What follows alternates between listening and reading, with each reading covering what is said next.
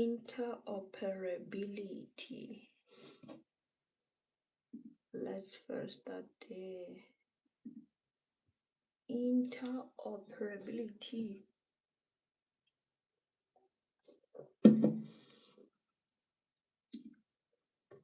Interoperability within the national payment system.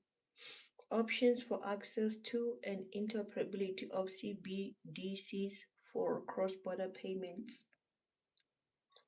Facebook presents Digital Identity Fraud Management and Detection. Digital fraud constantly evolves, so everyday companies face attacks that seek to violate.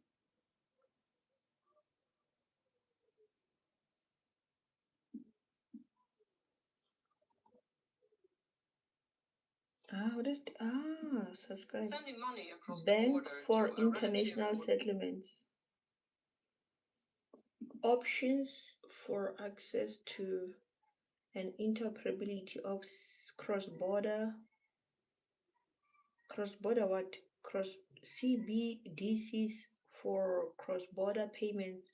Report to the G20, July 2022. With what is the background to this report? Sending money across the border to a relative or a friend can be costly, slow, and opaque, and many people across the world cannot access such payment services at all. To tackle this in 2020, and opaque. Opaque.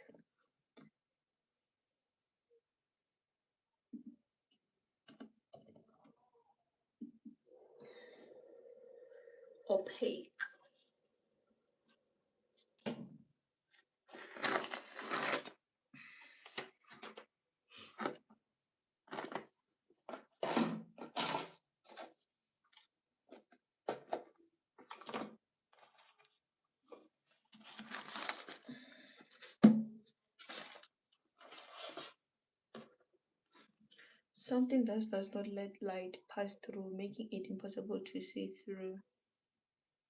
Opaque in law. Opaque in law. In law, opaque describes text, processes, or corporate structures that are hidden, hard to understand, or lacking transparency.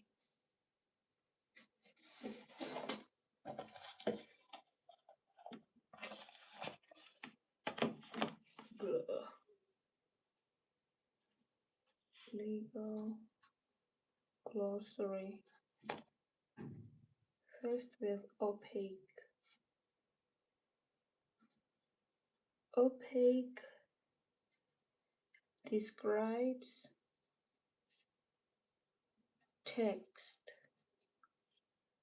processes, or corporate structures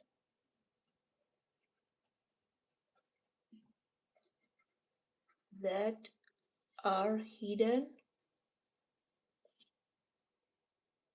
hard to understand,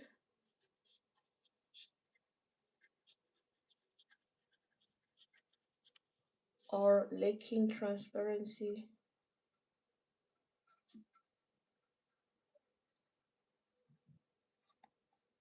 Okay. The countries that forms the G20 launched an ambitious program to enhance cross-border payments.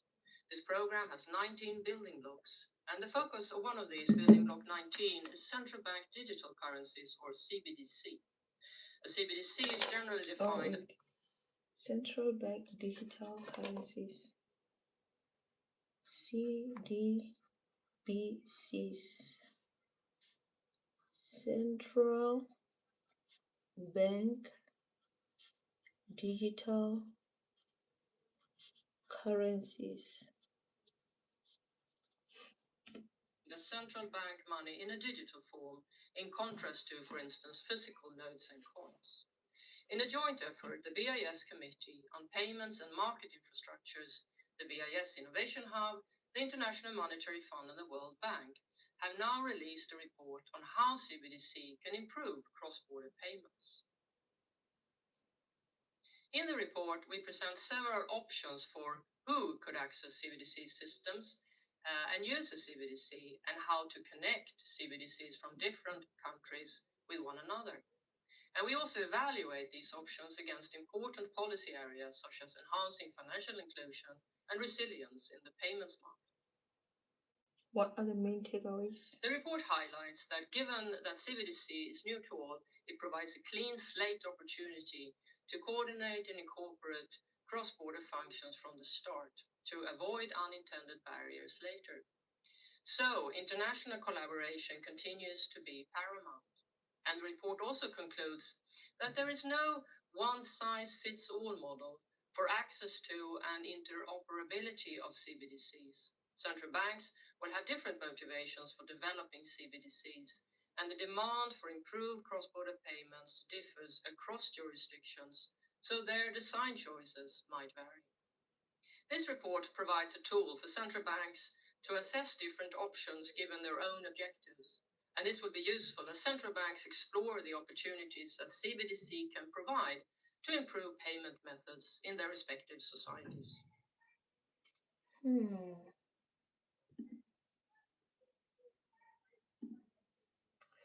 Do you know interoperability in the national payment system? Do you have an idea what it is about? I have this article here.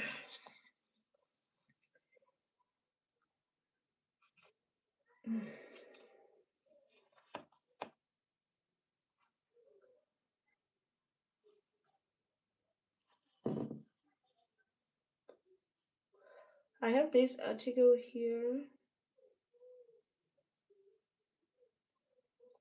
South African Reserve Bank National Payment System Department consultation paper on interoperability in the national payment system.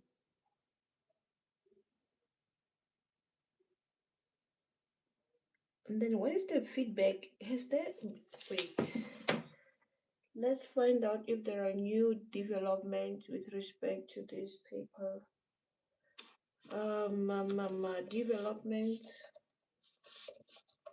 Developments with regard to the consultation paper. The consultation paper on interoperability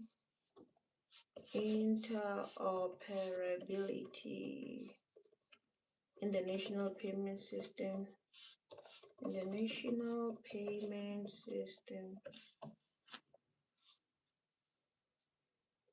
So, what do we have here? So, the South African Reserve Bank, okay, published the draft, which is the one I have. Consultation paper on interoperability. It mandates open loop payment systems. Open loop payment systems, the definition is here. Open loop payment systems. Open loop payment systems means payment systems that are operated by multiple payment service providers, PSPs. So, okay, this system is operated by multiple PSPs and intermediaries that provide interoperable payment products and services by enabling end users to make payments at participating merchants that accept payment instruments. Interesting. So it mandates open loop payment system and requires all payment service providers to seamlessly transact across different networks. Comments were submitted by April 30, 2025. This work builds upon the new vision. What is the new vision? 2030 strategy. The South African Reserve Bank aims to address historical fragmentation where banks and mobile wallets operate in isolated silos. So the focus of these developments include, let's see, hmm, Oh, there is a new industry dialogue presentations for April 2026 with payments ecosystem modernization. This was published when? Now it's July. It was published in April. Industry dialogue, payments ecosystem modernization, payment. Okay, industry dialogue,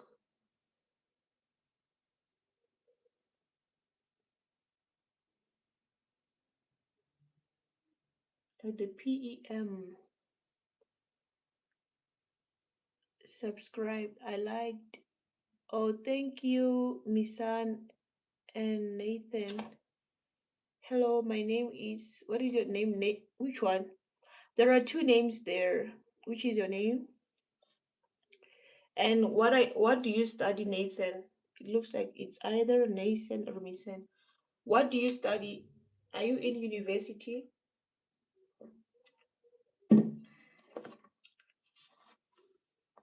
Those those our brothers. Ah, they are your brothers. Oh, you are in university. What are you studying? What are you studying? I'm curious. What are you studying? Payments ecosystem modernization program. Okay, this was a dialogue that took place, opening and reflections on 2025. I study almost everything. Yo, that's impossible. You cannot study almost everything. There is definitely one thing that you study. All people have areas they specialize in or they follow. You cannot study everything. That is impossible. You have to study at least one program. I know universities, they do not refuse or prohibit students who want to pursue more than one program. However, it is not advisable because it is highly impossible to complete two separate degrees at the same time. I have a schedule. Explain your schedule, sir. Opening and reflections. The payments ecosystem modernizations. The presenter was Pradeep Maharaj.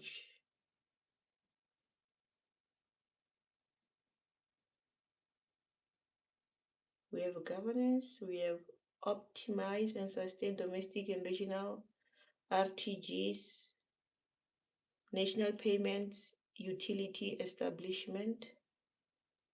I want to see if like any of these topics are related to my thesis. Like payment ecosystem modernizations, PEM. This is my PEM.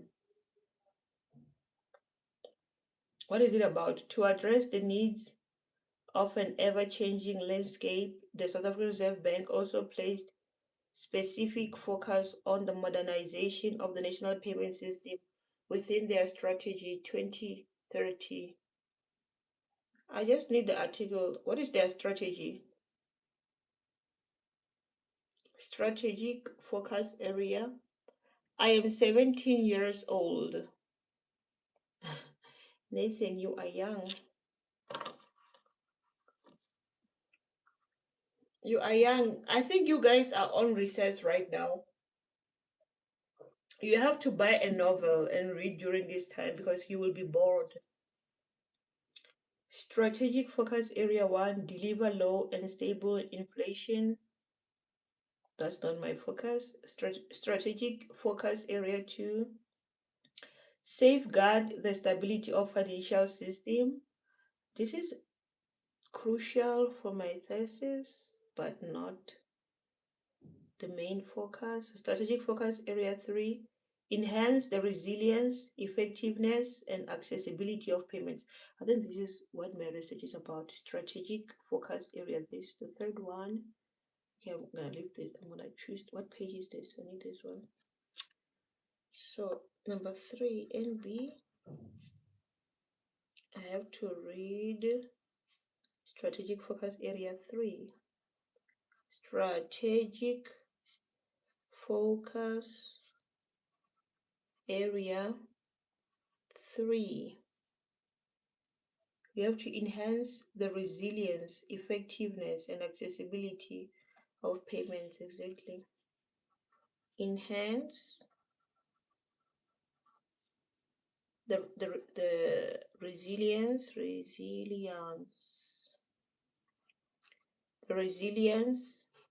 effectiveness, and accessibility of payments. And accessibility of payments. Okay, I think this one is relevant. And then move. What is this? Shift from cash dependency to inclusive digital payments. I am curious about the current status quo with regard to digital payments, but recently, not even recently, as soon as I got back home, when I went shopping, I tried to use Apple Pay just to see if it works. It worked. Wait, it already works. I don't know if it works everywhere, but I paid with it in Pick and Pay, Woolworths, Pep. So yeah. So that means South Africa, it is quite catching up with digital payments because you can use Apple Pay in the stores already. But we don't know the future, do we? The focus on modernization started in 2018 when the South African Reserve Bank set out to achieve nine goals to enhance the safety, efficiency, and accessibility of the national payment system. Is that word 2018? Matla Mahavana. Hi, hello. How are you people?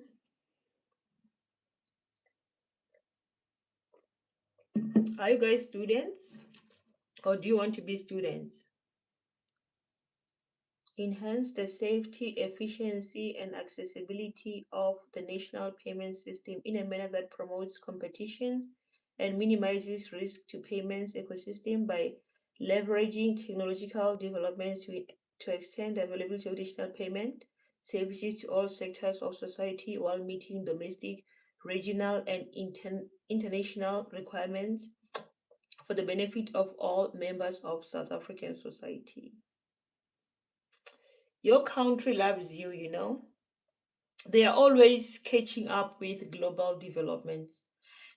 Although, for the most part, the country is behind, but it always catches up, which is great.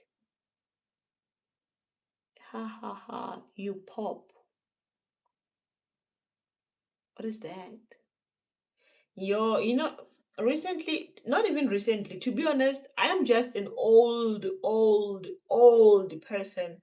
Sometimes, like, I hear people like say things, I'm like, what does that even mean?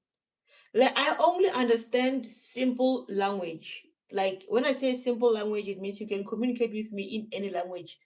English, Pedi, because I'm Pedi, of course, Zulu, Xhosa. If you communicate with me using the language correctly, I live in Botswana. Really? When I was studying in NW, Northwest University, there was a time when I was playing soccer. One of the players was from Botswana. Yeah. Like her name is Keitumetse, which is very fun, right? My name is also Keitumetse. So one had to be called Keitumetse and the other had to be called K2.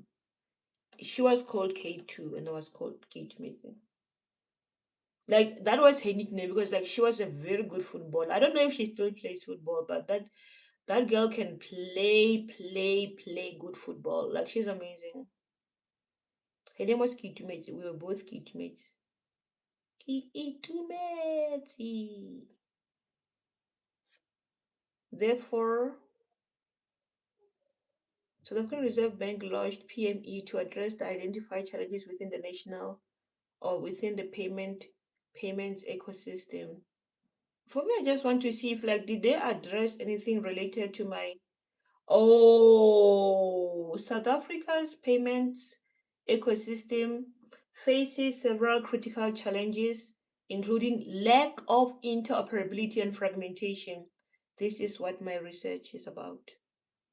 So I need this to take me directly to what I want to read about. I'm not going to read about aging infrastructure, slow innovation and adoption, high costs to consumers and businesses, persistent cash dependency, limited regional and cross border. Oh, this one, but then, wait, limited regional and cross border integration. I don't think I need to talk about integration. Let me just focus on interoperability. That's the most important part. Lack of full adoption of the FPS. You know, the abbreviation in law will drive you crazy because if you don't study consistently, you are likely to forget them. Like they'll be like this, F FPS, PCA, like so many NPS, FISCA, FCA, blah blah blah. There are so many legislations, and these legislations they use abbreviations. I like to play volleyball. You like to play volleyball? Is volleyball popular in Botswana? That's interesting. Volleyball. Is volleyball popular in South Africa? Volleyball, let me think. Yeah, but not that popular. I think because it would be popular if people played beach volley because when you look at the South African beaches, people don't even play beach volley. That goes to show that volleyball is not that popular. I remember in high school there were a group of people who played volleyball, but it was not popular. The popular sports, I mean, the obvious, always soccer and netball. Yeah, people play soccer, netball always, soccer always, but volleyball so and so sometimes. I'm doing STD5. What is that? I'm doing STD5. I have no idea what that is. Wait, I said I want to go to interoperability, right? I need lack of interoperability and fragmentation. Okay, this is what we have to focus on. I want to hear what they propose. Lack of interoperability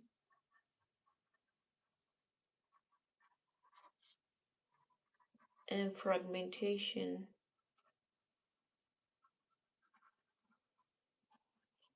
I'm doing STD5. I have no idea what that is. Okay, so industry dialogue, the problem from problem to impact. This describes the overview of the PEM program where each element is clearly defined and flows into the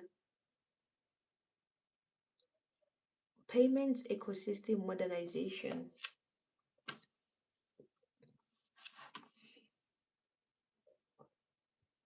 But I need like to when you study something, you just dive into whatever that you're studying because normally this kind of mm, South African Reserve Bank articles or papers, they encompasses broad scopes, and you cannot even read everything because and it's not even related to your study. I know this information is relevant, but definitely not for me. South Africa lacks equitable access to safe, responsive, and affordable domestic and cross border digital payment options for all sectors of society. I mean, this is true, you know. I do agree with this. Safe, 100%, responsive, 100%, and affordable domestic, 100%. I agree with this. 100 cross border digital payment, 100%. South Africa doesn't have adequate or even responsive systems or even like applications to deal with these issues. Like if you live abroad in South Africa, I mean, if you are a South African and you live abroad, you will face a lot of challenges when you try to send money home, or you want money from home to the country where you live. It is not easy. I do agree with this. Safe, yes. Equitable access to safe. Equitable access to safe, I think, is a very, very, very serious issue. A while ago, I read a lot of complaints against Standard Bank. Many people had their money stolen, and when you don't have an academic or someone who understand banking systems, some people give up. They give up because like usually people go to like the bank, right? You can go to the bank to inquire about your stolen money. If the bank tells you that because this is what happens, right? Normally, I experienced this a while ago, like 2 3 years ago, before I left South Africa at some point. So what happened is that, l- lucky enough, that day I was queuing at Capitec, because I use Capitec, right? And what happened was that, while I was on the queue, just my money disappeared. Just like my money disappeared from my bank account. And luckily, I was at Capitec. I was at Capitec. And I decided to just go right in and be like, hey, my money just disappeared. What's going on? Like, I didn't like do any transactions, because sometimes you can, if you do transactions, then you have agreed to pay whoever the person is. It is not easy to, it is not easy to retrieve a payment that you initiated. That kind of transaction, it is not easy for banks to like retrieve your money back from whomever. So what happened in that situation was that my money just disappeared from my bank account. I went directly into the bank, and I just showed them, because it was just immediate. I showed them my like the proof that my money has been stolen. And then the people, they try to trace, like Capitec then try to trace, like, because they have to see like the recipient, right? They have to see who received your money. Or, because remember, even if your money is stolen, there will always be a recipient. Your money cannot be stolen like in a vacuum where there is no recipient. Banks, like the banking systems, function the same way. There is always a sender and a recipient. So even if your money is stolen, there will be a recipient, and that's how the bank is able to retrieve your money in a case where you didn't initiate the payment. So that day, the bank told me that, the recipient, the person who stole your money, we cannot identify this person. And they were like, there is nothing we can do. That This is what the bank initially said to me, right? Capitec. And I was like, wait, are you telling me right now that someone can take my money and you won't be able to like retrieve my money back? That was the situation, right? And then, because I was very serious, because had I initiated the transaction, I wouldn't even have bothered or wasted my time and went into the bank and asked about my money. I didn't. I was just queuing and then my money disappeared from my bank. And then I told them that I didn't buy anything online. I was just waiting there on that queue, like ready to withdraw my money, and then my money just disappeared. And then they were like, "Oh, but then we cannot trace the recipient." But I'm like, "But it's not my fault." Understand? It's not my fault that my money disappeared in my bank, which you have the right, I mean, which you have the responsibility to safeguard. Because remember, it is the responsibility of banks to ensure that your money is not stolen. If your money gets stolen, the bank must repay you your money. Unless if you yourself bought something online and you have like you have if you buy something online, right, then it's your fault because you bought it, you initiated the transaction. It's a different case. But if your money is stolen, you can actually claim your money back from the bank. And then I stayed there and I was like, I am not going to leave until you guys give me my money. Because like, if this thing happen again, then what does it mean? It means that I lost my money, because it didn't make sense for me at all. It didn't. And then that's when that's when they started calling. I don't know whom they were calling, but they called someone, I don't know, in a different um I don't know whom they called. It's like a manager. It's not a manager. I think it was an IT guy in a different branch. So the IT guy, um, the IT guy was the one who helped. He was the one who was able to trace my money and to retrieve my money. So you understand this issue where they say South Africa lacks equitable access to safe. It means if you don't, like, if for example you don't have anyone in your family who understand banking systems, if your money gets stolen, you can go to a bank and the bank can tell that, we cannot trace. Hello, Matla. You cannot, I mean, the bank can say, we don't know who stole your money. We cannot trace the money. And then that's how people lose their money. But if you have someone in your family who understand banking systems and understand the laws, they can challenge the bank and say, no, I didn't initiate this transaction. My money was stolen, so you as a bank, you have to repay me. You can do that. So we do have the issue in South Africa, because especially Standard Bank had these issues where people had their money disappearing, and most people, they went to Standard Bank, and Standard Bank said, we don't know who stole your money, so what are we supposed to do? They must retrieve the money. If you did not initiate the transaction, the bank must retrieve your money from whomever received your money. They have to, unless if you yourself agreed to send money to someone. That's a different case. So they gave me my money. You see, that is true. In South Africa, we do lack equitable access to safe. Those who are knowledgeable are likely to be safe in terms of their banking. I can say what, if someone does banking, like, how do you call the process? I mean, I'm a client of a bank. What are you drinking? I'm drinking cranberry juice. It's a cranberry juice. There is nothing to drink here.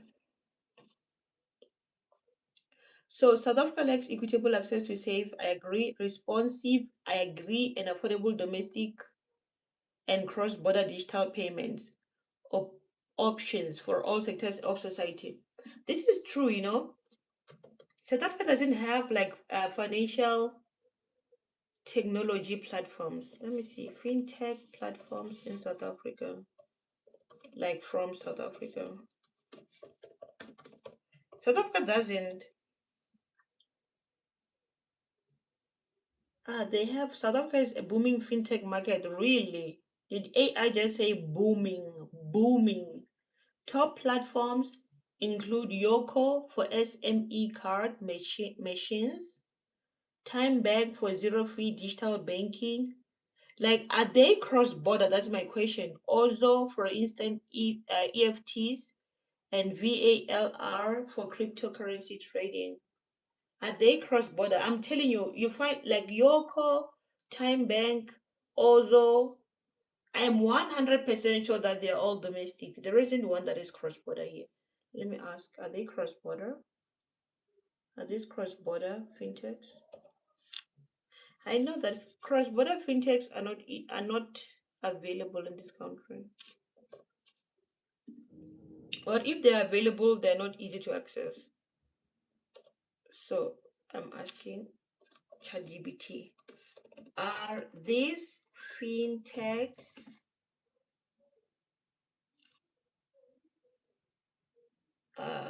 let's say cross-border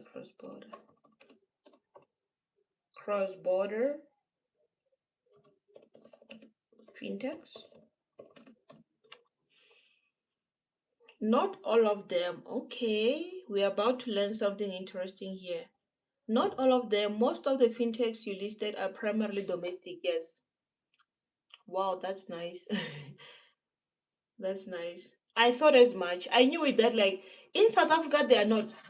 When I was living in South Korea, for example, there was a time when I wanted to send money, like in South Africa, and yes, you can use remittance, right? You can use all banks have remittance across the globe, but remittance takes forever. Like remittance takes like 3 business days, and the charges also are very high.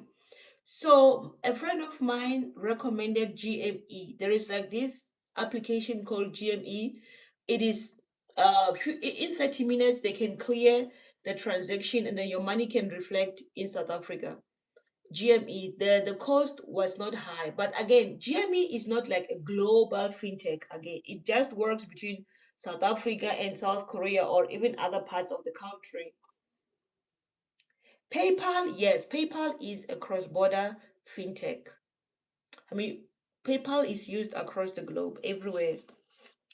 Let's see, Yoko. Yoko is mainly domestic. Yoko mainly serves South African small and medium-sized businesses by providing card payment machines and business software. It is not a cross-border payment platform, okay? Then we have Time Bank, partly. So Time Bank primarily operates in South Africa, but its parent company has expanded the time digital banking model into country. Oh, really? The Philippines. Wow. I know Time Bank, it was founded by Patrice Motsepe, right? I think he's the founder. Who founded? Really? It expanded quickly in the Philippines. You see, this is the issue. Talk about colonizing of South Africa. Colonizing of South Africa. Colonizing? Hello, Oyintanda Ndibaza. Talk about colonizing of South Africa. But that's history, love. There is no country in Africa that is colonized today. That's history. Colonizing. It's a history. What do you want to know? What do you want to know about colonization? Yes, it happened, and it's quite a very the bank itself is not focused on cross, but okay, it is quite a touchy conversation, that one. Considering what's currently happening in the country, it's quite a colonization. It happened, love. It didn't just happen in South Africa, it happened across Africa. We all look for a long time. Lucy, what? That person say E too long time.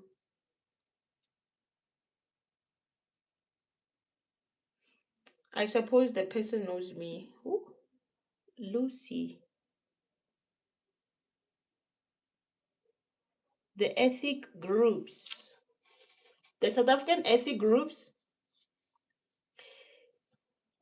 not just South Africa, right? I will tell you something, Matla, Mahabana. I feel like at some point, as Africans, right? All of us Africans, we have to accept, right? We have to accept that we are all tribal. And this thing of pretending that South Africa is the only tribal country, I think it is unfair.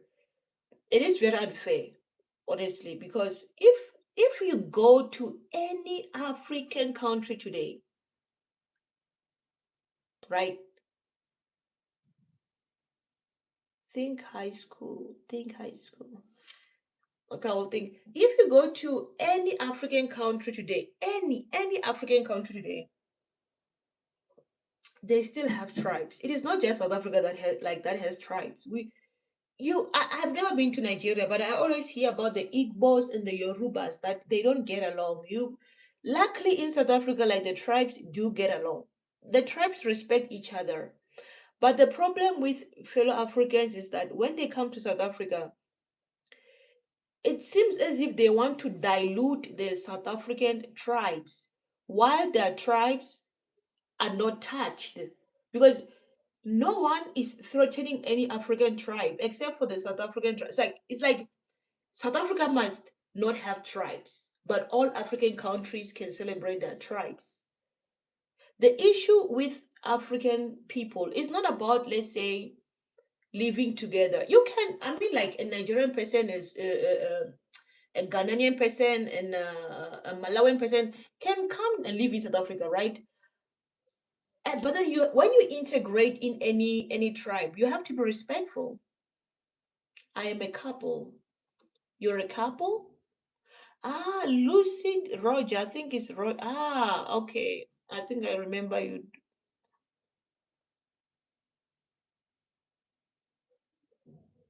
Ah, I think we're still colonized. Yes, the chains of slavery. Wait, the chains of slavery are gone, but we don't control our minerals. Minerals. We just sell them raw and buy them in goods. I mean, that is true, right? That is true. That's why we have the likes of what is that? What is that guy's name? Hezov. Hezov. He's angry. That guy. This guy. Let me try to find him.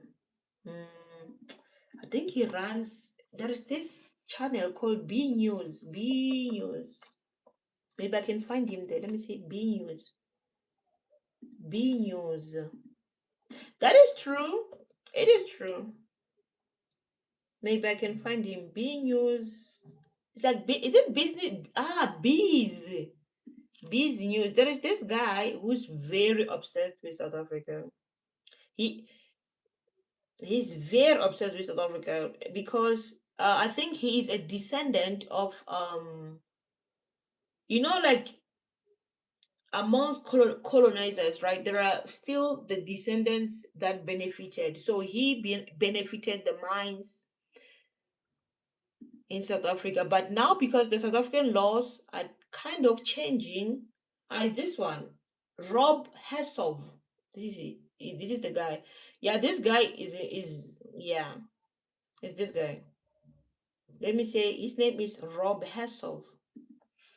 Rob Hessov. Yeah, he said something recently that made me like, yeah, this guy, something needs to be done. Like they should stop just ignoring him. Like he's overdoing it. Hessov. Ah, Hessov.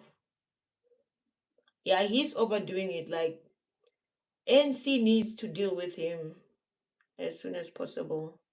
He's insane, this guy. He's crazy. You know what he said? Let me show you something that he said recently that made me like, no, this guy needs to be dealt with. I don't know, he should just be. I don't even think he's South African. Is he South African? No, he said something that offended me. I don't want to lie. It offended me personally. Oh, is this one? Is this one? Oh my god. Mm. I think it's this one in the middle.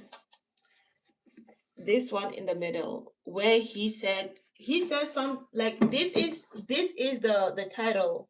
He says, "Is black culture the problem?" Like, can you imagine? Like, can you imagine? Like, sir, look in the mirror. Yeah, he's second or third generation of like the beneficiaries of mines. So I think he is losing power. Like, many of them are losing power. That's why they are going crazy. Like, is black culture the problem? How can you say is black culture the problem while living on the land of black people? He's a lunatic, this one. This one offended me because I'm like, how can, oh, look in the mirror. Go and look in the mirror, sir. Just look in the mirror. It's not that deep, you know? Look in the mirror. And then you'll see that you're not black. That's it's not deep. You are not black. How can black people black how can a black culture be a problem in a black people's country, black people's continent? Like, this guy, he's a lunatic. Like, can you imagine? Is black culture the problem? Are you crazy? Did black people colonize Europe? Black people didn't colonize any country or even bomb any country till this day. It's always his kind of people who are terrorizing the world. But then he wants to tell you, he wants to ask this stupid question: is black? No, black culture is not the problem. White culture is the problem. You are the problem, all of you. I mean, not all. You. Okay, thank you, Mata Mahaban. Thank you. No, this guy, he is infuriating, Shame. He is like this part where is black culture. Did black people colonize the world? Who is bombing Iran today? Who is bombing Gaza today? Are those people black? Are they black?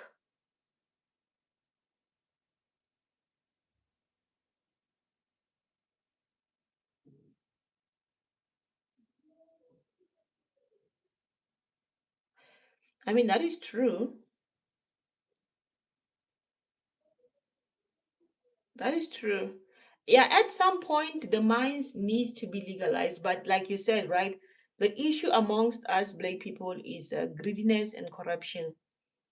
But at some points they need to nationalize those mines. Because of this, just because of this, only this is black culture holding South Africa back. Are you crazy? Are you crazy? Is this guy crazy? Bruh, these people are too comfortable, you know. I feel like they are too comfortable. Those mines need to be nationalized so that he can be broke like the rest of us.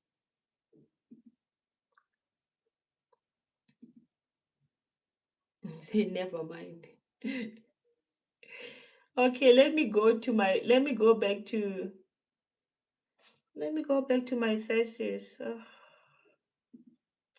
Wait, I was reading an article right now, which is PEM. PEM. Wait, Matla Mahabana, you said you were in grade 5. It's very interesting. How is life in Botswana? You know, I want to visit Botswana. Like, honestly, I need to go to Botswana at some point this year, before the end of this year. I want to go to Gaborone. Gaborone. Wait, is it Gaborone? Gaborone. I need to visit Botswana. Ribatswana. Ribatswana. You know culture spears?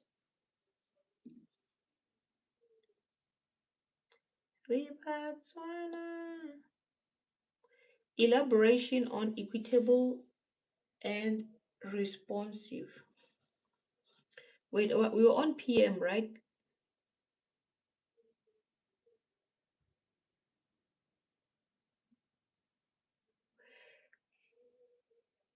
Hey, do you know culture's PS matter?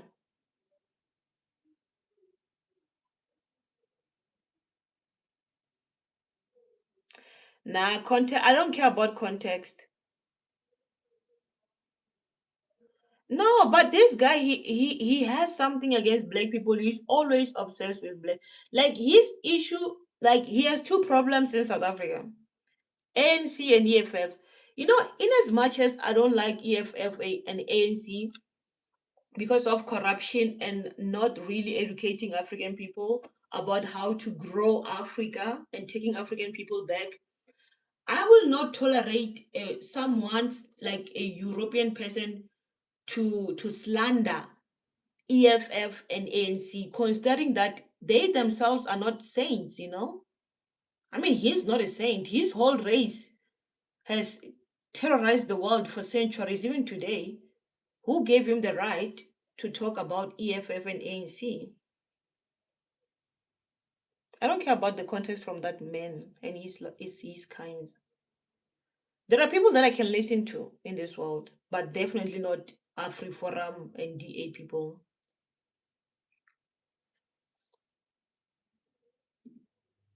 I don't, even if they are right in my ears, they are wrong. Yeah.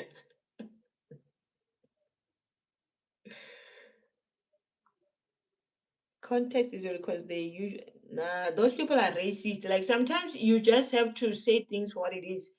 AfriForum, DA, mm, that guy Rob Hesov, um, Kali, those people are racist, and the only thing that pains them right now is that they are not in power.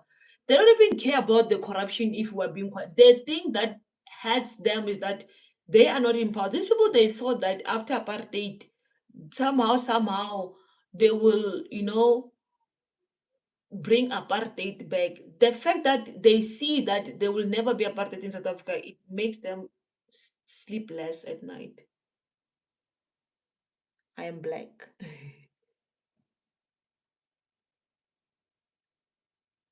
No, what's the point? No, I don't care. Well, no.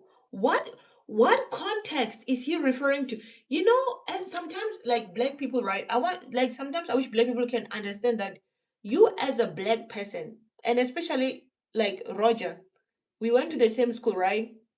Me and you, we had to start from zero. Between me and you, we had to start from zero. There is no white person who start from zero in this world. That is a fact. They start from 50 and up. Me and you will start from zero. They start from 50. So, what kind of context do you think you'll get from those kind of people? What context do you think you will hear from them? Because what their arguments today have nothing to do with you as a black person, has everything to do with their race and their generations. Because right now they are losing it. Because let me tell you something. It's not easy today to do business in South Africa, not only for black people, also for white people. And they're feeling it. They're feeling it. That doing business in South Africa is not easy. That CICP certificate, it has a lot of responsibilities. They are used to having laws in their favor. Now that the laws are like 50-50, they affect everyone, they cannot stand it. That's why they are angry. So there is no context that you can get from them, because for them it's not even about you. That's one thing that I feel like at some point as a black South African, you have to understand that if a white person gets angry today, not white person, because there are many white people in this world, white South African. If a white South African gets angry today, if a white South African protests today, it has nothing to do with you as a black person. It has to do with them personally. They don't protest over things that don't affect them personally. They don't talk about issues that don't affect them personally. They have never and they will never. You see them South Africa has had load shedding and water shortages for decades. For decades. Have you ever seen a white person protest or even raise issues about load shedding? No. They started raising issues now because these issues affect them directly.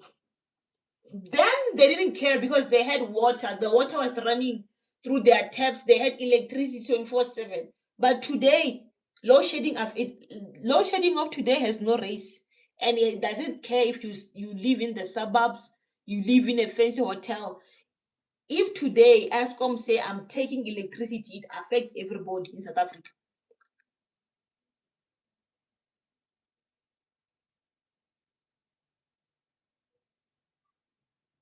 No, I don't. I'm not going. If I watch that video, I'm making him money. So I'm not. I'm not going to make him. I'm not going to make him money. No, Roger. This life is not about Rob or whatever that his name is.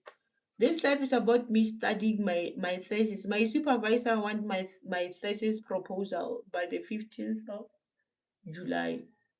Someone just asked me to talk about colonization.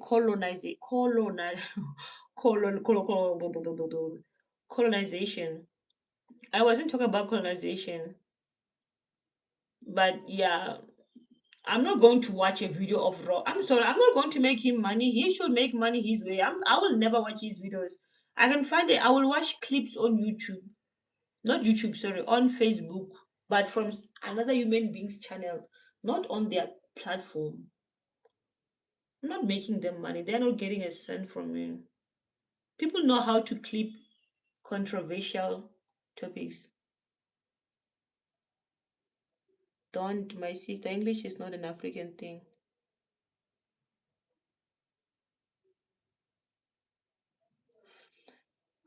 Hey, I don't know, you can go and listen to it. You, since you want to talk about it, you can go and listen to it. You are interested, right?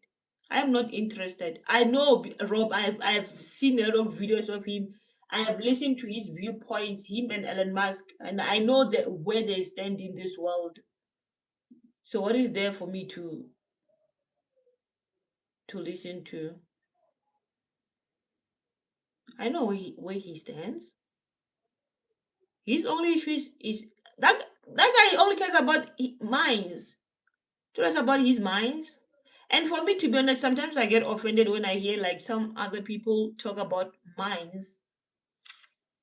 I mean, I know that in South Africa we have. Ah, it was you who asked. Yes. So, Martha, you asked me about colonial. Okay, yes, some people they do believe that it still exists, which is partially true because black people still don't own shit. So, defining the specific accounts of PM. My thesis is I specialize in mercantile law, not politics.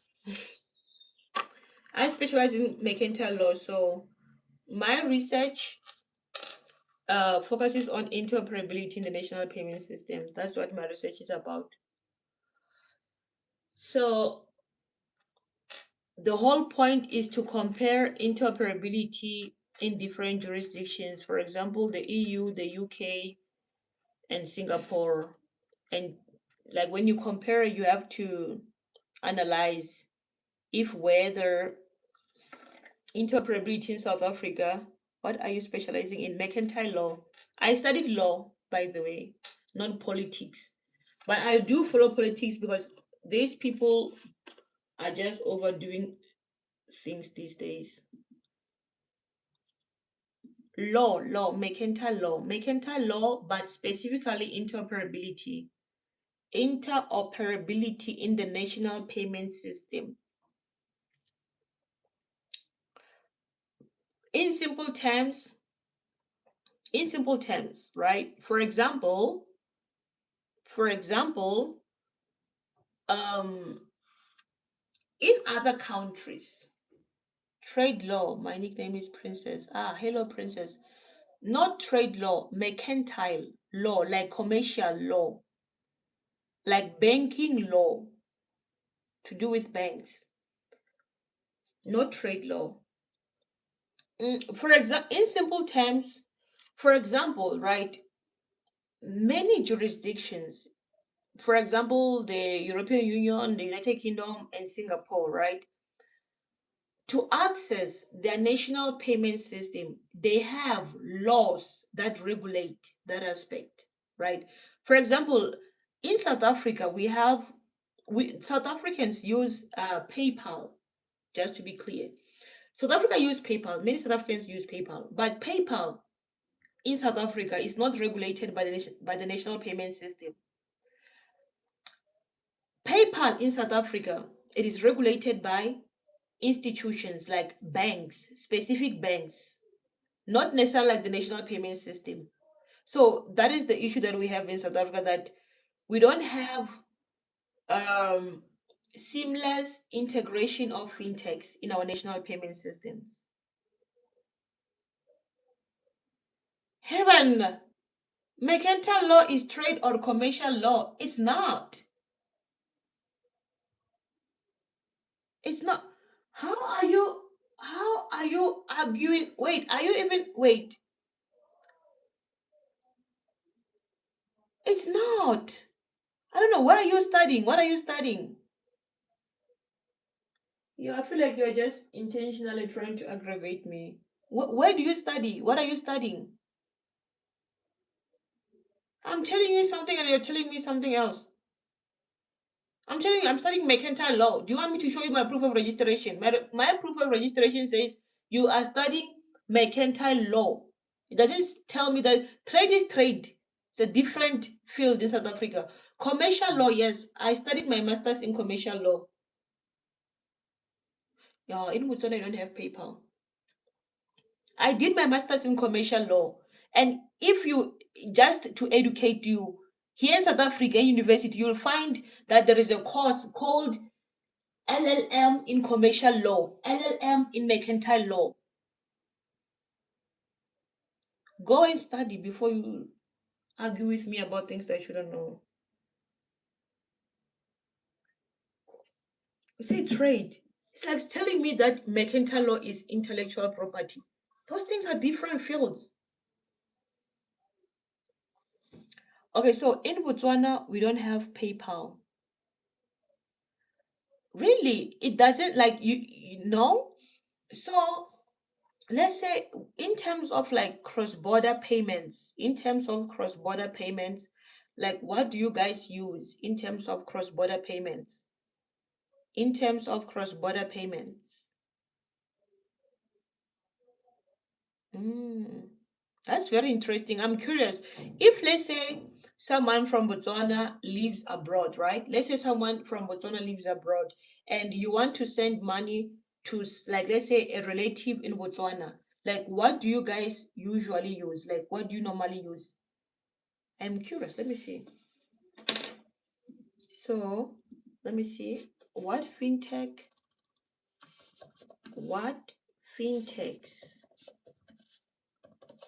does Botswana use for cross-border payments?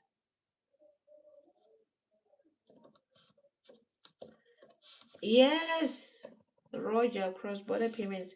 Those things exist, but they are not regulated by the national payment system. Oh my God.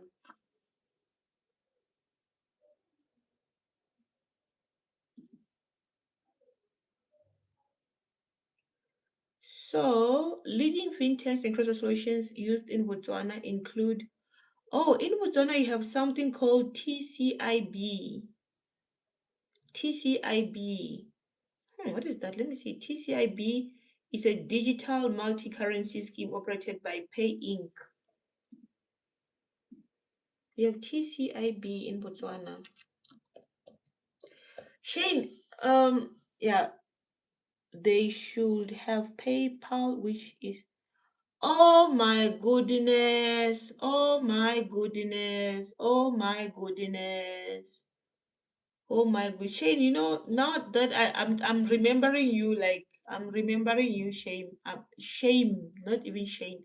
Um TCIB stands for transaction cleared on an on an immediate basis. Hmm. Yes, I know.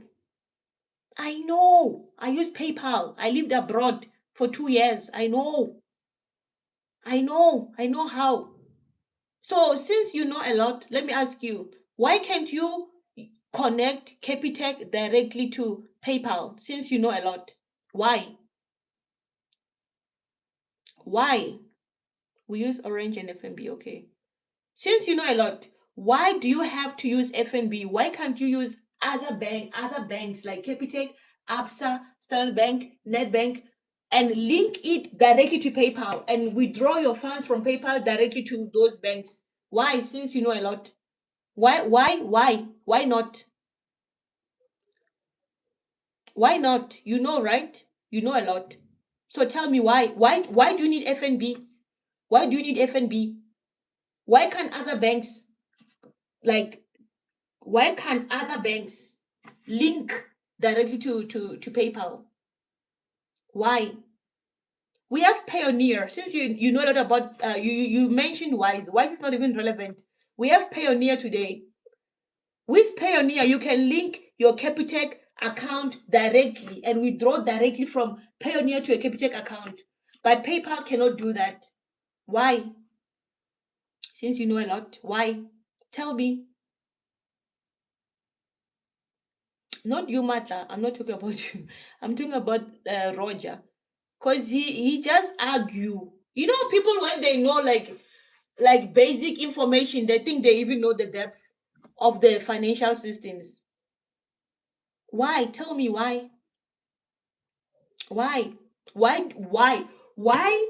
If you use FN, why not FNB? Why is it that when you use Capitec, you still need an online banking account with FNB to be able to withdraw your money from PayPal to your Capitec account? Explain to me legally. So, what is the legal standing of that? What is the legal argument of that situation? No, not you, not you, not you. The other person, Roger, because he's saying a lot of things here. First, he was telling me to watch the video of has Rob. I don't know why I have to watch a video of Rob when I already know where Rob stand. It's not like he's gonna say anything different that he hasn't said before. It's like going to AfriForum and ask like they said there is a white genocide in South Africa, and then what do you expect me to? And then you tell me that I must watch a video of AfriForum. What do you think they're going to say? Because they have their own agenda, the same as Rob. He has his own agenda. They don't care about the truth. They don't care about what's happening in South Africa. They don't even care about you as a black person. And you're telling me to waste my energy and time and watch his video. While I've seen many of his videos, and his stance remains the same. He's not changing his view. His only concern is mines. He wants to own the mines. It hurts them that now this mining ownership is not as easy as it was during apartheid. And you telling me to go and waste my energy. What? Okay, I was wondering why you asked. No. I wasn't asking you. I was asking the other person. The other person who kept saying that, who keeps saying things without knowledge, without the right knowledge. Not you. Not you, the other person. Yeah, some people they always have that mental to think like they know. You don't know. Sometimes you just have to know, like you don't know. You want to argue with me about law. I'm just irritated even at this point. Because the first you asked me what do you specialize in, I say mercantile law. And you say mercantile law is trade or commercial law.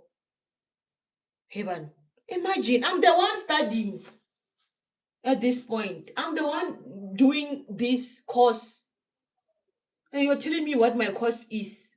How stupid and crazy a person has to be. Like, when people are always used to being right. I know this guy. I studied with him at some point in my life. He likes being like the right person and like knowing more than other people. Now you don't know my guy. I'm beyond you, above even, and miles.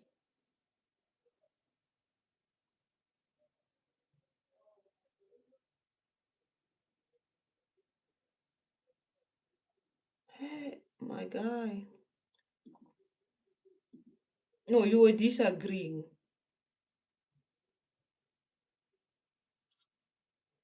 But also you are disagreeing. You are disagreeing with someone from Botswana. Someone from Botswana is telling you we don't use PayPal in Botswana. And you say they use PayPal in Botswana. The person lives in Botswana. Let the people of Botswana tell you what they do in Botswana. You don't have to argue even with people who live in the countries where you don't live. You have never even been in Botswana for sure, but you are arguing with someone from Botswana. Heba.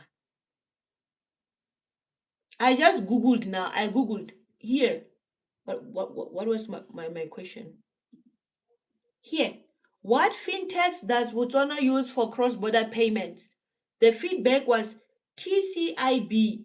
And then I asked, what is TCIB? You are still trying to force, you are forcing the person to agree with things that they don't use. Even if maybe they use, maybe it is not like predominant. It is not like, you know, like well known. Even Google right now, the first feedback that it gave me is TCIB. It didn't say PayPal. In Botswana, they have TCIB, they have Unipesa or MobiPay Botswana, they have Access Africa, they have Orange Money, they have, I don't know, what is this one? Don't say we. You are saying we. Say I. What is we? I. No one has. You are the one who has been disagreeing with me here.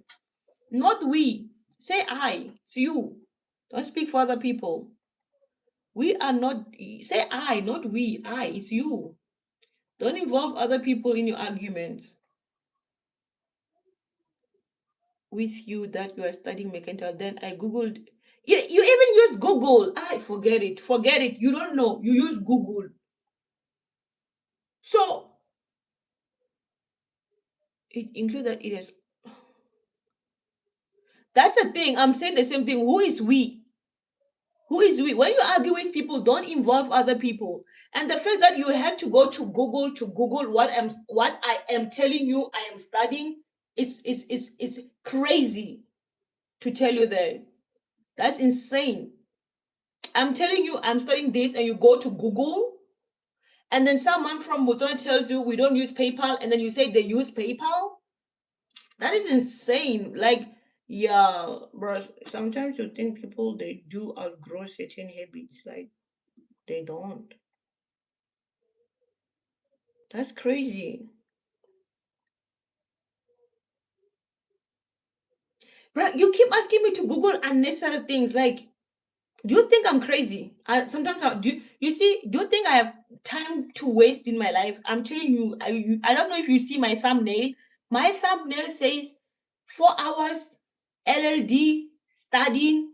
I have my supervisor who wants my thesis proposal by the 15th of July, and you are telling me to go and Google something that someone from Botswana has already said.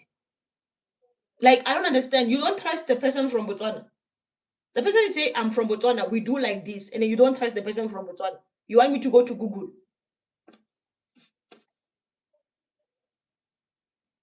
Like, I don't even understand why. Why do you have to do that? The person from Botswana told you. Why is it difficult sometimes to just hear it from the horse's mouth and move along?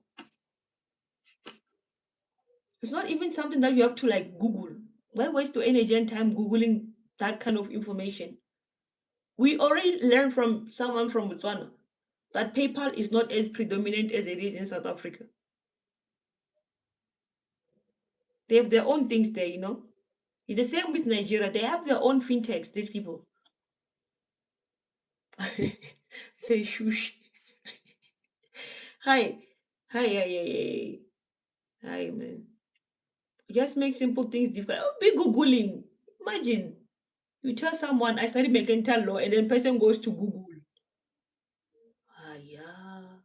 You should normalize Googling relevant things in life, Google things that benefit you. Real information, not just waste your energy and time Googling unnecessary things.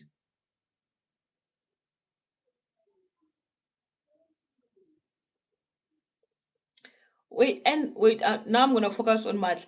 Wait, Martha, initially you asked me about colonization, right?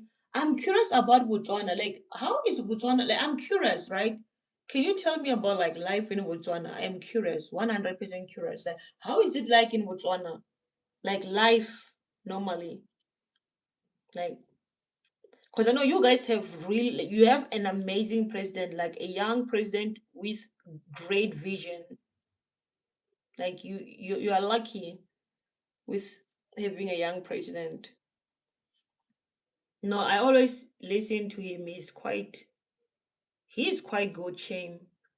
And like most of his current policies, I think are effective and probably benefit the people of Botswana.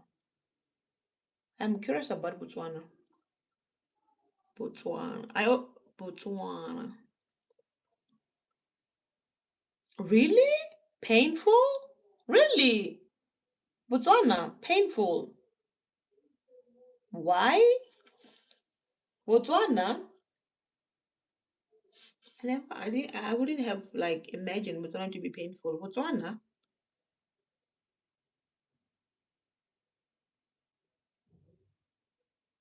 Botswana painful. Really?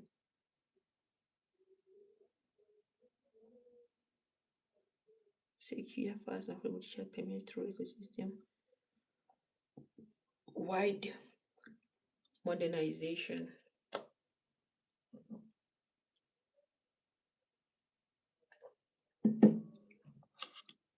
No, seriously, I wouldn't have thought Botswana to be in that condition.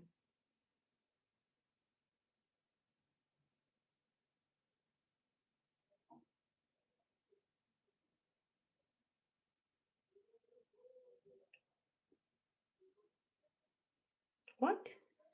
You have to probe things. How else do you learn if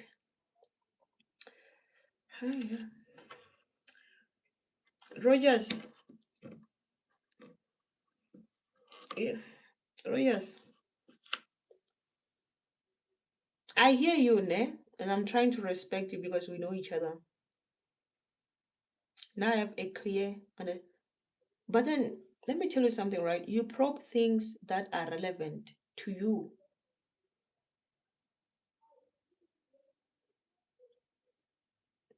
Right now, I told you my research is about interoperability in the national payment system, perspectives from South Africa, the European Union, the United Kingdom, and Singapore. That's my thesis. That's my focus. So, are you telling me right now that I should neglect something that is important in my life and go and probe what you think is important in this world or in your life? Are you asking me to do that? You're asking me to neglect. No, it's all right. You're playing. But like, let's say, for example, I usually ask this question to my clients, right? Like for fun, right? Let's say, like, you guys want to have fun, like normally. You are seven. Wait, Matt, I said you're 17 years old, right? Let me see how old are you? 17. If you're like, what do you do for fun, like in Botswana? Like, what do you do for fun? Because in South Africa, like we have this singular culture of partying, like clubbing or taverns. Yeah.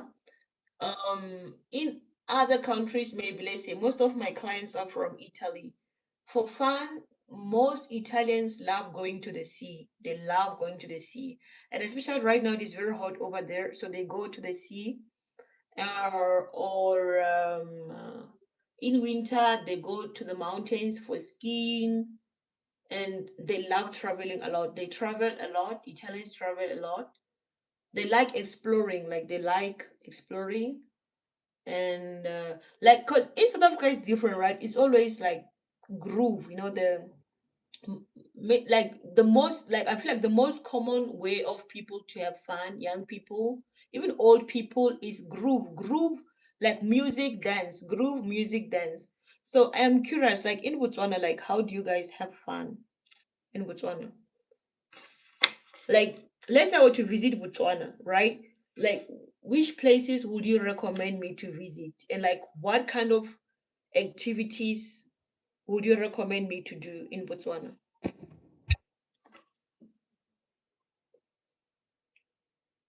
Mm-mm-mm. Okay. While I wait, payments ecosystem modernization purpose is ensure every South African can access fast, simple, and secure digital payments. That is a good vision. The value proposition defines how PME delivers meaningful, differentiated value to the industry. Yeah, they've already said this problem statement.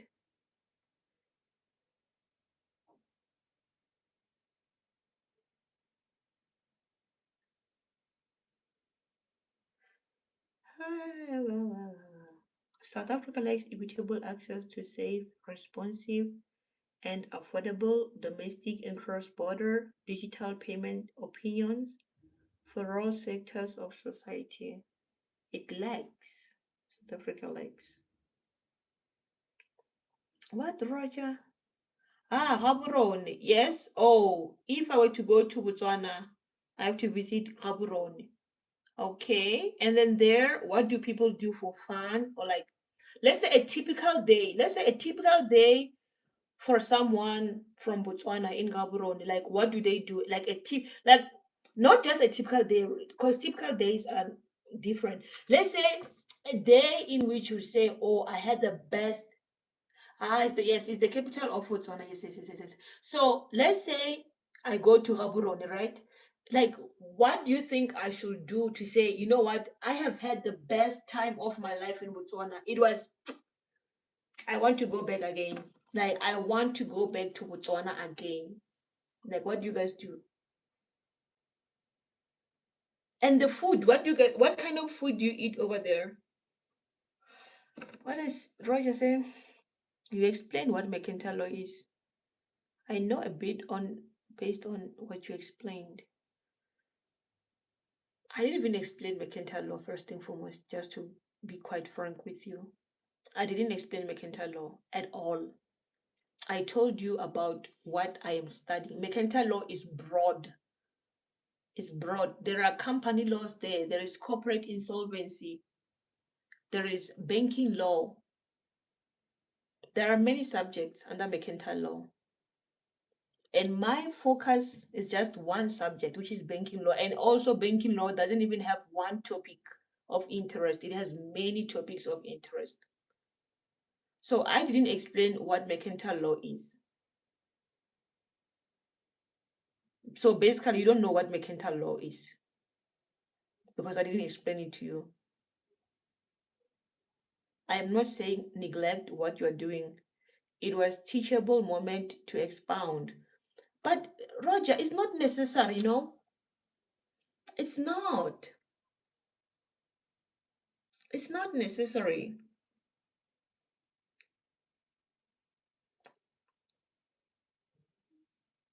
Making very do you have making very enjoyable celebrations and food. Like what are the most like common celebrations in Botswana? Common. Like those celebrations that are very, very popular, very, very, very popular. And the food, tell me like at least two like best dishes. Like we say like you cannot go to Gaborone and not eat this food. It's it's impossible. And you like it's a must. It's a must to try the dishes, two dishes that are a must to try. Okay, I'm gonna go back to Rogers. I know I'm not saying neglect what that's the thing, Roger, me and you were two different people, right? And we have different views. You just have to accept that, and it will make life easier for you. That people will never do what you want. You want me to do something, and I don't want to, and I'm not gonna do it. So it's either you move on or you string yourself along. Whatever you choose to do, I don't care. Making very enjoyable celebrations and food. Yep. No, I'm serious. I need to travel to Botswana at some point. I need to travel to like uh, many African countries. All if like all in fact. But first the southern countries like Botswana, Lesotho, um Zimbabwe, Namibia, Mozambique or Mozambique. I'm curious about the food. Like, I'm curious about. Wait, let me see. Let me see Botswana typical dishes. Botswana, Botswana typical dishes. You eat siswa. Wait, let me see. Siswa. Ooh. Siswa. Cooked beef or goat stew. Palete. Palete. Palete. Or pap. Or palette. Like palette. Like pap. Okay. Morogo. Similar to pedi. Dikgobe. Dikgobe, sorghum. Similar to pedi. Mopani worms. Similar to pedi. Magwinya, similar to pedi. Bohobe. Bohobe, jwale rotse. Which is topi. It is topi. Bohobe ba lerotse is topi. Right? If I remember very well, is topi. Bohobe ba lerotse. Joie. So, okay, so Tswana people say joie. Bay people say via, via, joie, via, joie. Bohobe, joie, le rotse, which is topi. The huapa. Same. Same.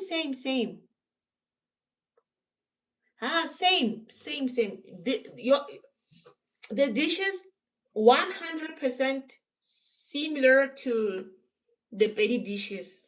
Same. I mean, makes sense, right? They are all about two people. No, it makes sense. Same 100. But wait, are mopani worms like mashonja, are they popular? Do you guys eat because I know there are many like black people who don't really like mopani worms, which I understand 100%. If I was born in a different tribe that didn't eat mopani worms, I would think of mopani worms as like real worms. But because I'm a Pedi and I grew up eating mopani worms, so it's normal. I have like a sign. Ah, like a sign. I have a client, one of my client from Italy. She she came to South Africa for her honeymoon, and she tried mopani worms. She still has nightmares to till this day. It's like that is the worst thing I've ever eaten in my life. Like a sign. Yes. No, it's similar. Like we have the same food. But I'm sure like the taste is not the same because probably we use like different ingredients. Probably. And that I mean the climate also probably changed the taste, who knows. But I'm curious to try this. Oh, it will be nice. Imagine in Botswana paleche, moroho, hobe. Ooh. Do you have like street markets? Like where they sell food? Do you have like street markets? like places where like they sell local food. It is very nice to have. True. Siswa. But then Siswa, we don't have Siswa. No. But this is interesting, right? And you know, like Botswana has beautiful landscapes. Like Botswana has beautiful landscapes. Beautiful, beautiful landscapes. Like some of my clients have been to some African countries. They love African countries except South Africa. Like the most popular country amongst my clients is, what is Zanzibar? Zanzibar is in Tanzania. Oh, wait. Zanzibar is so popular. Like many Europeans know, like love Zanzibar. Zanzibar. What is it? Is it in wait, not it is in Tanzania. Oh, this place is famous. Like abroad, like people abroad, the place that they know the most is Zanzibar. Like if you say Zanzibar, oh my God, people they always want to go to Zanzibar. Zanzibar is famous here. Like it is the most famous tourist friendly in Africa. Zanzibar. If you say Zanzibar, finito. They love this place. Not even just Europeans, even Asians love Zanzibar. Mm. But it's beautiful though. I've seen like videos of Zanzibar. It's beautiful. Oh, amazing. I think we have to go to Zanzibar. I feel like we have to go to Zanzibar. Zanzibar and Safari. Safari, the most famous is the Kenya, Kenya.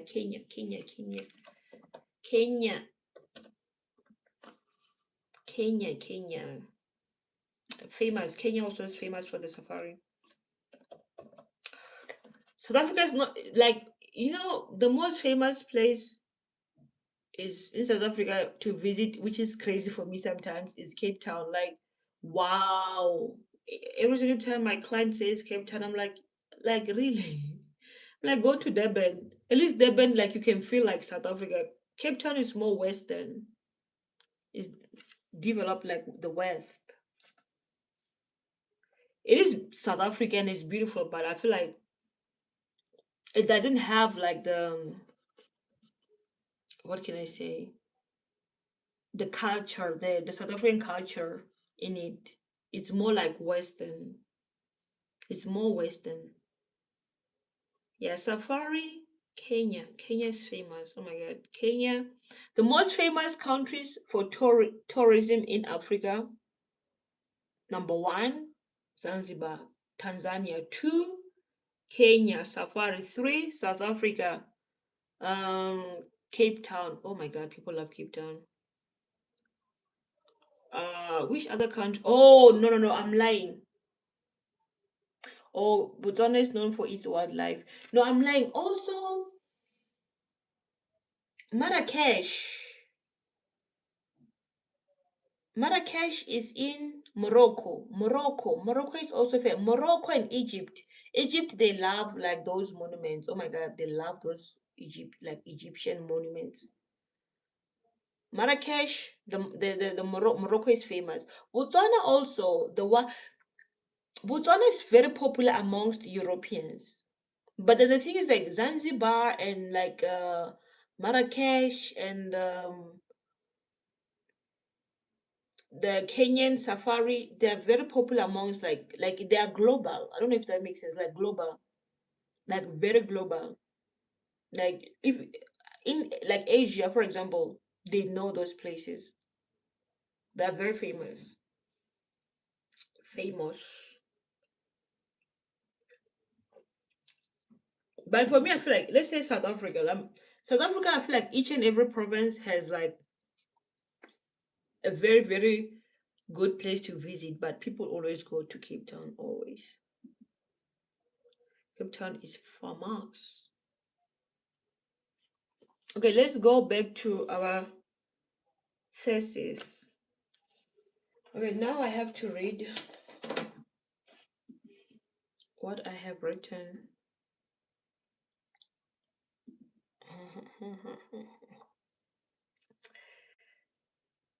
Princess, when you grow up, what do you want to be? Sehwapa.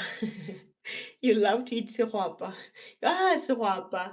It's crazy, right? You say sehwapa, we say mehwapa. Like the difference is M. You use S, we use M.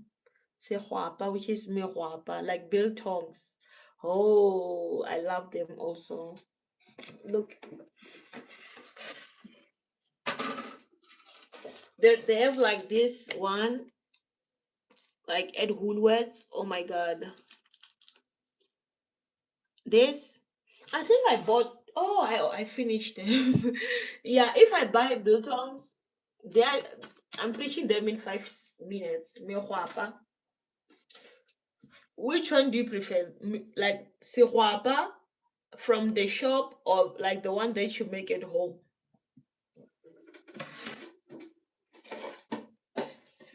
The one that you make at home or the one that you make at home or the one that you buy? Sehwapa, mehwapa. Now I want. No, I went shopping earlier because I know that I had to study.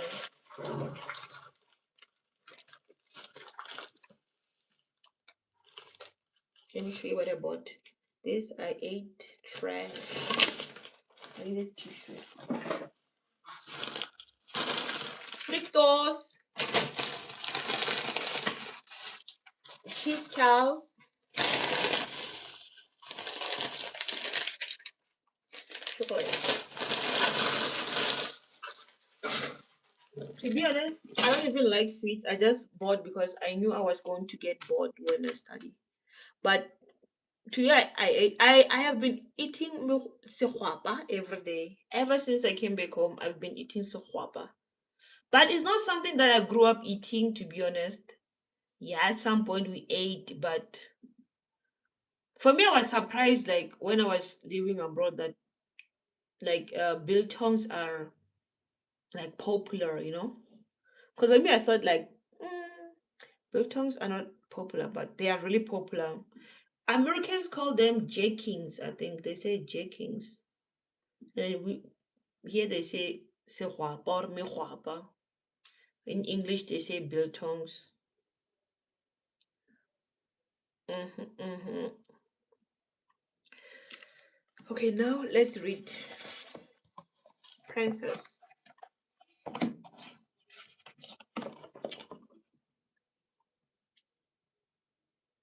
You say, a president and the shop give me. What do you want me to give you? What do you want me to give you?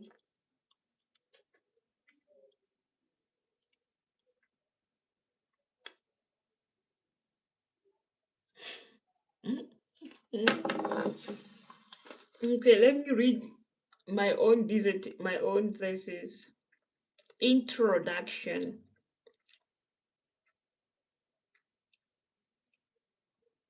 So my supervisor said I need to spread interoperability, right? Okay. Introduction. The structure of modern financial system has fundamentally been altered by the digitalizations of financial services, which is true, right? You want the food. You want me to fly the food to Botswana? Oh, I need to come to Botswana, seriously. I have to. The structure of modern financial system has fundamentally been altered by the digitalizations of financial services, which is true. Which is true. Nowadays, financial systems have been digitalized. Yep. Financial systems have been digitalized. Princess, how am I supposed to fly the food? You believe in black magic that you people can fly with brooms. So, financial technology, also known as fintech, has emerged not merely as a sectoral innovation, but as a structural reconfiguration of how financial services are designed, delivered, and regulated, which is true, right? Which is true. Like the evolution of financial system is quite interesting, to be quite honest. It's very interesting considering where we are today. It makes it even much interesting. So, financial technology, also known as fintech, has emerged not merely as a sectoral innovation.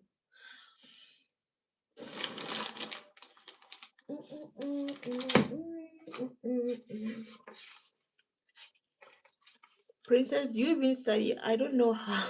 I don't. You don't know black magic. You don't know the myth that black people in the past they used to fly with brooms.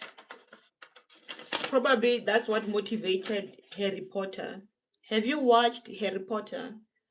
Where do you think that story comes from? Probably, I don't know. I'm just assuming that it was motivated by the the myth of African people that they could use brooms to fly in the past. Very interesting. You know, you can write like science fiction using the Africans' myth and stories. I need like sectoral innovation. I need to read you. Sectoral innovation, where are you? So here it reads that fintech has emerged not merely as a sectoral innovation, but as a structural reconfiguration of how financial services are designed, delivered, and regulated. In simple terms, sectoral innovation, it means, let's say, just improving something that already exists. That is sectoral innovation. By structural reconfiguration, it is basically altering what exists and introducing something new. But I need those definitions. I wrote them somewhere here. Mm, mm, mm, mm, mm, mm.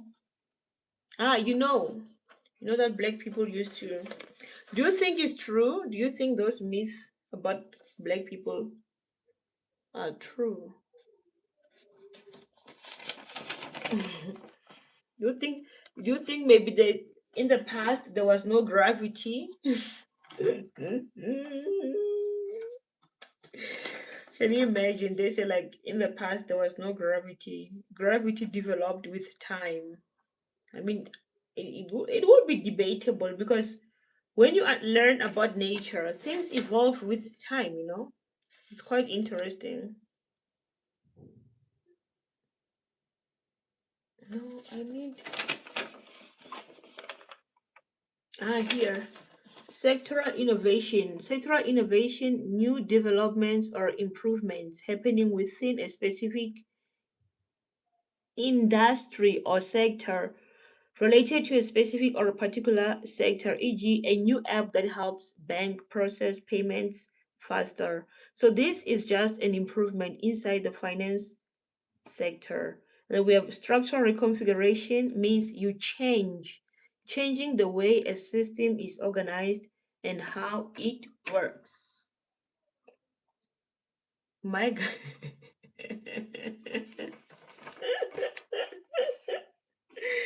Yo, what is the brand of that gum? You must sue the brand owner. Is it Chappies? Like that brand called Chappies. It's so funny. When we were growing up, there was no Chappies in Pick and Pay. I went to Pick and Pay twice, probably this week, and I saw it like by the cashier, the till. I saw like the Chappies. I'm like, wait, since when does Pick and Pay sell Chappies? Your gum, Chappies. You're eating Chappies. Ah, that's why you shouldn't eat Chappies. You should buy a list. Oh, what is that one? A friend of wait, I forgot the name. There is this one that a friend of mine likes. Oh my god. It even the smell doesn't disappear. So we have Anna, Barbaris, and Barkley describe fintech as the integration of technological innovation into financial services that reshapes traditional intermediation, regulatory oversight, and market participation, which is true. Which is true. Fintech, in fact, it has reshaped traditional intermediation over regulatory oversight and market participation. That is true. So, fintech is therefore not simply a category of digital products, but rather it represents a transformation in the institutional architecture of finance. It does. True. Fact. This transformation is particularly evident in leading comparative jurisdictions of the Thesis, such as the European Union, the United Kingdom, and Singapore. So, from a legal perspective, fintech may be defined as technology enabled financial services that replicate, disintermediate, or restructure traditional banking and payment functions within regulated financial systems.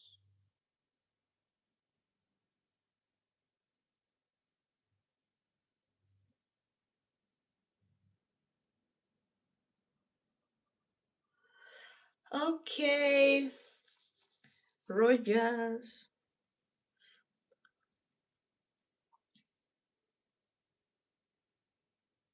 Okay. It's good to learn, you know. It's always good to learn. It's good to learn.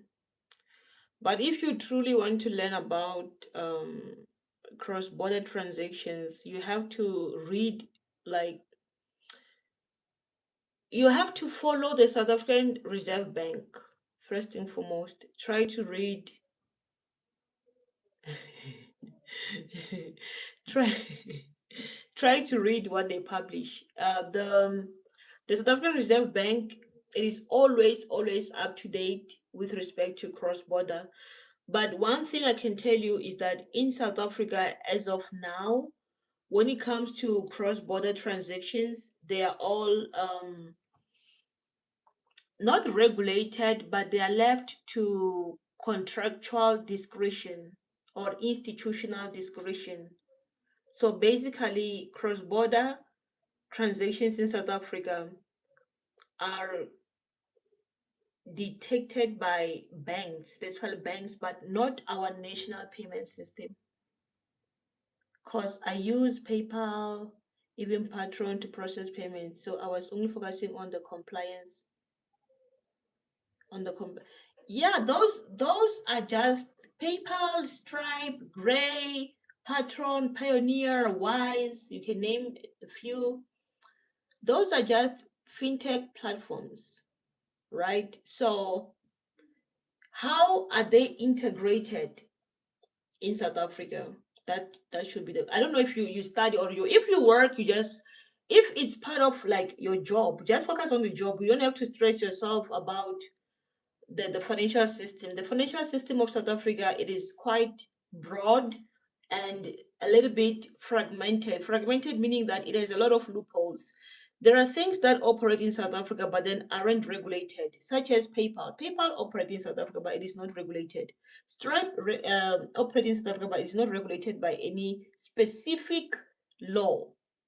So for PayPal to exist and to operate in South Africa, it is all dependent on banks. And to be quite frank, just one bank, which is FNB. So FNB has a contractual relationship with PayPal. That's how we South Africans use PayPal. We don't use PayPal because of our National Payment System Act. We use PayPal because of FNB. So don't stress yourself about the financial system in South Africa. It is still evolving, developing. They're still trying to, to regulate all these financial platforms that we use, but not yet. That's why I think I just showed you here. What is that? Here, you see this? This is just a consultation paper. A consultation paper. I agree with you. You know, in Africa, which is crazy, right? In Africa, it's only South Africa that really uses a lot of American or European things. When you go to other African countries, they have their own systems, which is beautiful. That's why, in as much as maybe South Africa may be developed in one way or another, but we don't own many of the things that has help us, right? It's not a bad thing, but it's good and bad because you don't own them. They're not our things.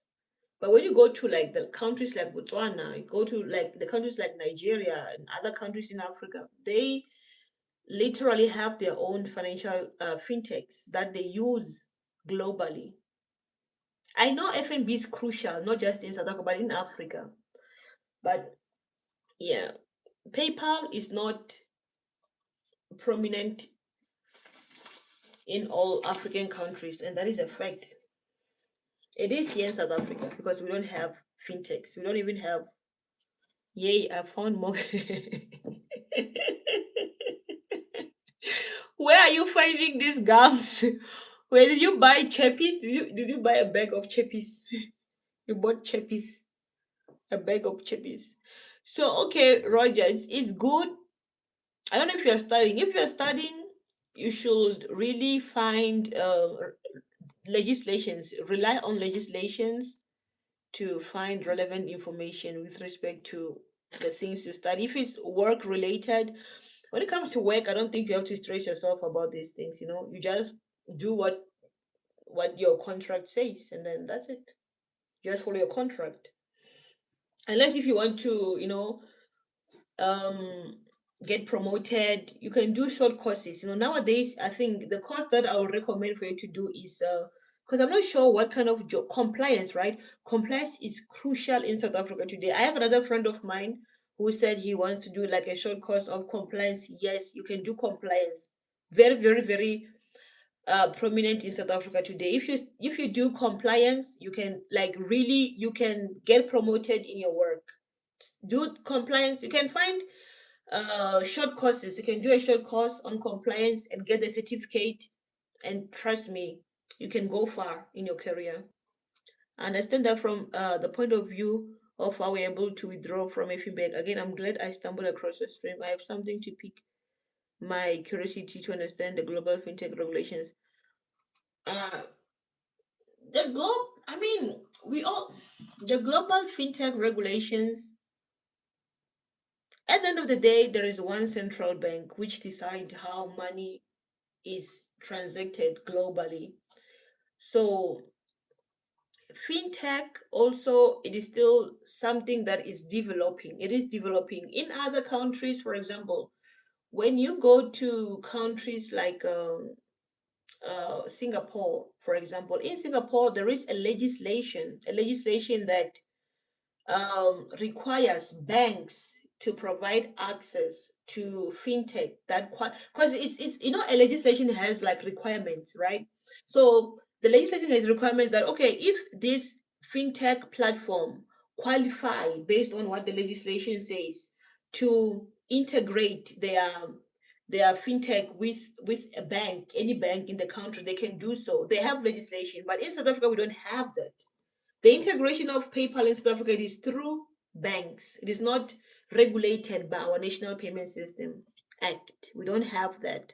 It is still an ongoing debate, an ongoing um and still with yeah, I mean if it's something that you study, you can study further.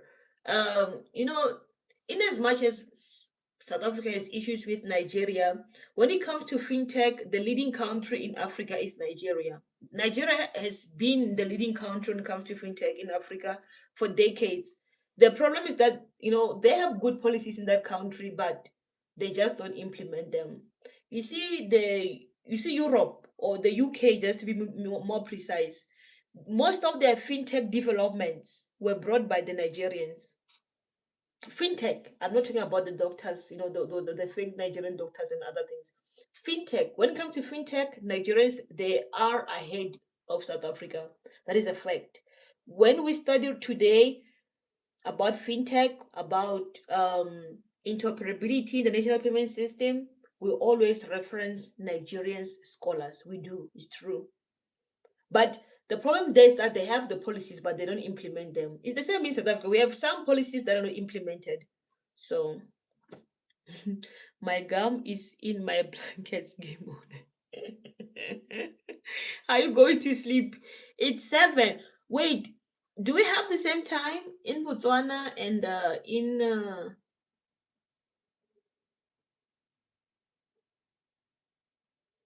yeah, Nigeria? I'm not sure about Kenya. The country that I know is Nigeria. Kenya, I'm not sure. But I know Nigeria. I know Nigeria has always been, because there are many Nigerians in, like, even Dubai who are helping Dubai with fintech. We have the same time. It's 1935. Okay, I see. It's 1935. So I know that Nigeria, I know for a fact because we had like some sort of like a meeting in the university last month. It was like a group of like academics, myself and the other professors and my supervisor. And then I do remember what do we call, one of the guys, but I already knew, but I do remember one of the guys, he did like emphasize that we really need to pay attention to Nigerian policies when we talk about these topics of fintech and like financial systems and the development, because yes, they are leading Africa when it comes to that. I ran. My gum. What's wrong with you and the gum? I'm just curious at this point. Like, what is this gum doing? Okay, you are eating the gum. I'll eat my Fritos. So I don't know what you want to learn, Rogers, but one thing I can say is that just continue researching. Be open minded. Don't always have that mind that I'm right, you are wrong. Be open minded. Read as many articles as you can, or even YouTube these days. There is adequate information about fintech. Fintech is very important. If you can thrive in that one, you can go further, like far in life. I'm telling you, you can even be the number one South African who specializes in fintech.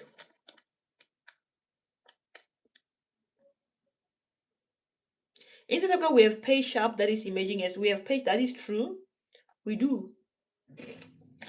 We have Pay Sharp in Zanzibar. That is true. Mpesa. I don't remember Mpesa, but Pay Sharp, I know Pay Sharp. Mpesa. Hmm. I don't know how does Mpesa function. I don't know much about Mpesa.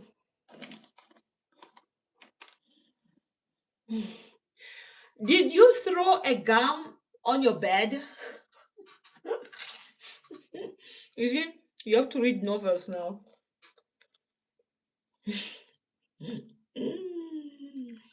I hope you sleep alone. If you sleep with a relative, you are dead today. If you sleep with your sister or your brother, you are dead.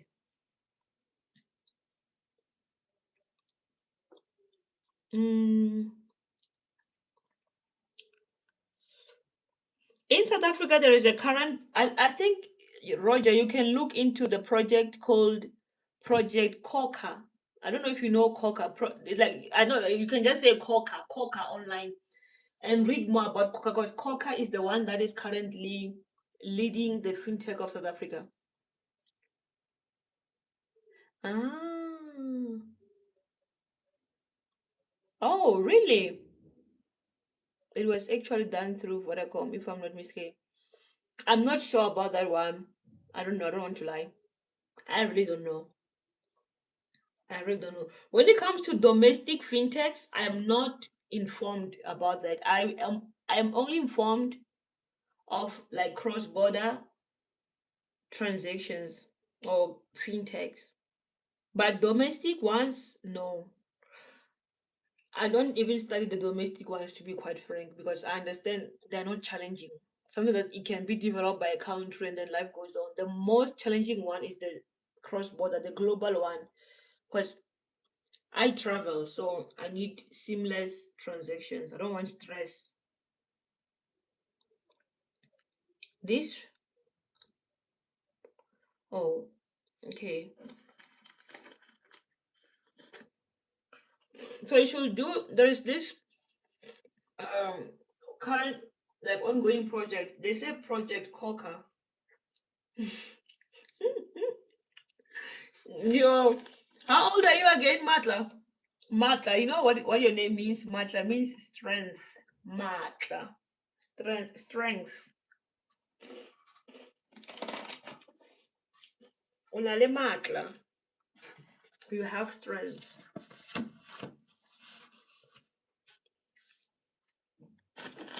So this definition situates fintech within the existing legal frameworks rather than outside.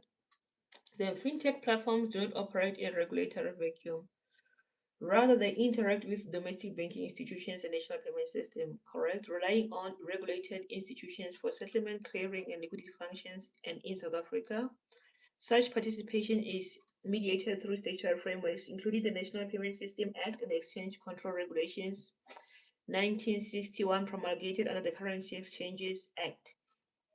These frameworks govern access to and participation within the national payment system, thereby shaping the extent to which fintech platforms may integrate into domestic financial infrastructure. Okay, and Malta and Rogers, I'm gonna leave you now. I need to really focus because yeah, my deadline is close. I thought I was gonna focus online, but I've been distracted already. 2 hours gone, and I haven't even covered 10% of my goal. Bye bye bye bye guys. Be well, okay? And I wish you well in life. Success mostly. Bye bye bye bye. Yo, Mata, strength. Strength. I don't know what you're eating there. Enjoy your gum and your chips. Bye bye.